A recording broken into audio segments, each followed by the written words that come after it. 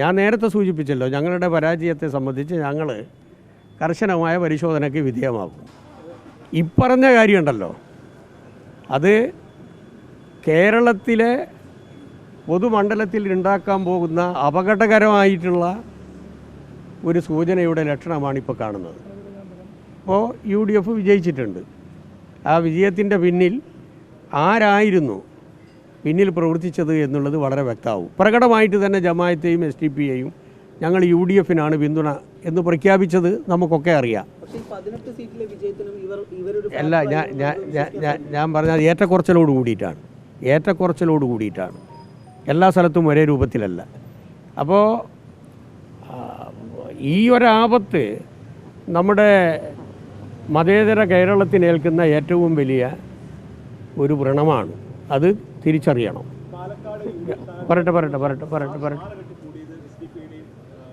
ഞാൻ പറയട്ടെ.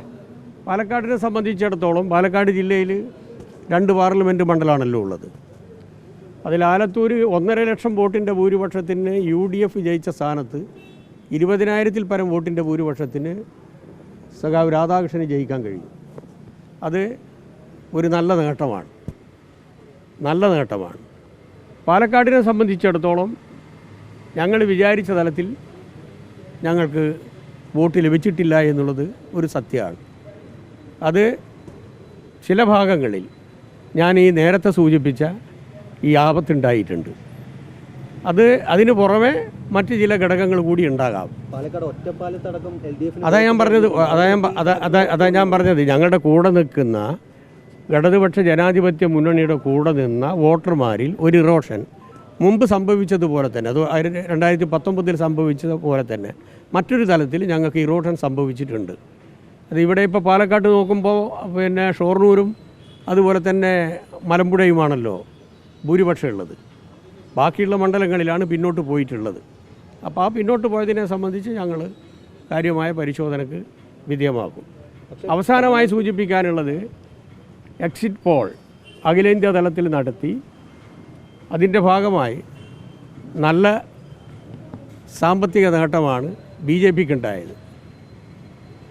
സാമ്പത്തിക നേട്ടം എന്ന് ഞാൻ പറയുമ്പോൾ അറിയാലോ, കോർപ്പറേറ്റ് ശക്തികൾക്ക് എങ്ങനെയാണ് നമ്മുടെ വ്യാപാര മേഖലയിൽ, വ്യവസായ മേഖലയിൽ, മറ്റ് മേഖലയിൽ ഷെയറിൻ്റെ വില വർദ്ധിപ്പിച്ച് ഇന്ത്യ രാജ്യത്തിലെ ഈ മോണോപ്പൊളി ശക്തികൾക്ക് ഈ ഷെയർ വില വർദ്ധിപ്പിക്കാൻ സാധിച്ചത്. അതായിരുന്നു അവരുടെ ഉദ്ദേശം. അതവർക്ക് സാധിച്ചു. അത് ഒരു കള്ളപ്രചരണമായിരുന്നു യഥാർത്ഥത്തിൽ. അത് പൊളിച്ചു. അത് ഇന്ത്യ രാജ്യത്തിലെ ജനത പൊളിച്ചു. ആ ഒരു മാറ്റം നമ്മുടെ രാജ്യത്ത് അഖിലേന്ത്യാ തലത്തിൽ BJPക്കും അതുപോലെ തന്നെ സംഘപരിവാർ ശക്തികൾക്കും എതിരായിട്ടുള്ള വലിയ ഒരു വെല്ലുവിളിയായി കാണുന്നു. അതാണ് അഖിലേന്ത്യാ തലത്തിൽ ഗുണപരമായിട്ടുള്ളൊരു മാറ്റം സംഭവിച്ചത്.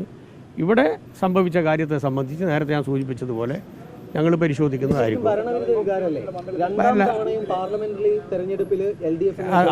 അതിനെ സംബന്ധിച്ച് ഇപ്പോൾ പറയാൻ പറ്റില്ല. അത് പരിശോധിച്ചിട്ടേ പറയാൻ പറ്റും. ഓക്കെ.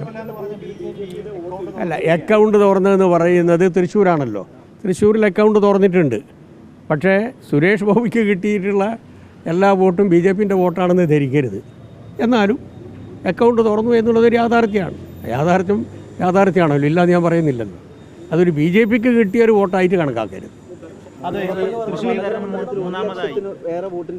അതെ, വടകര മണ്ഡലത്തിൽ എന്തായിരുന്നു നടന്നത് എന്നുള്ളത് അന്നേ ഞങ്ങൾ പറഞ്ഞതാണല്ലോ. വടകര മണ്ഡലത്തിൽ തെരഞ്ഞെടുപ്പിൻ്റെ ഒരു പ്രത്യേക ഘട്ടത്തിൽ ആരായിരുന്നു രംഗത്ത് വന്നത്, എന്തായിരുന്നു അവിടുത്തെ പ്രചരണം, എന്തായിരുന്നു അവിടെ നടത്തിയ പ്രവർത്തനം UDF, അത് അവിടെയുള്ള കോൺഗ്രസ്സുകാർക്ക് തന്നെ അറിയാം കൃത്യമായിട്ട്. അതാ ഞാൻ പറഞ്ഞത്, യഥാർത്ഥത്തിൽ തീക്കൊണ്ടുള്ള ഒരു തലചൊറിയലാണ് അവിടെ നടന്നത്. അതിൻ്റെ മറ്റൊരു പതിപ്പാണ് നിശബ്ദമായി പല മണ്ഡലങ്ങളിലും കേരളത്തിൽ ഉണ്ടായിട്ടുള്ളത്. അതുകൊണ്ടാണ് ഞാൻ നേരത്തെ സൂചിപ്പിച്ചത്, ഒരു അപകടകരമായിട്ടുള്ള ഒരു സന്ദേശം ഇതിൻ്റെ ഭാഗമായിട്ട് പോയിട്ടുണ്ട് എന്നുള്ളത് അവർ കാണണം. കണ്ട് തിരുത്തുന്നുണ്ടേ തിരുത്തിക്കോട്ടെ. ഞങ്ങളെന്തായാലും പറ്റിയ പിശകിനെ സംബന്ധിച്ച് കർശനമായിട്ടുള്ള പരിശോധന നടത്തുന്നതായിരിക്കും. മതി. ഞാൻ പറഞ്ഞല്ലോ. പാർട്ടി സെക്രട്ടറിയുടെ അടക്കം ബൂത്തില് അതല്ല സെക്രട്ടറിയുടെ അടക്കം നിയമസഭാ അല്ല അതല്ലേ സുധാകരൻ വോട്ട് ലീഡ് ചെയ്യില്ല. അതാണല്ലോ ഞാൻ പറഞ്ഞത്. ഞങ്ങൾക്ക് കുറച്ച് പാർട്ടി കോട്ടകളിലും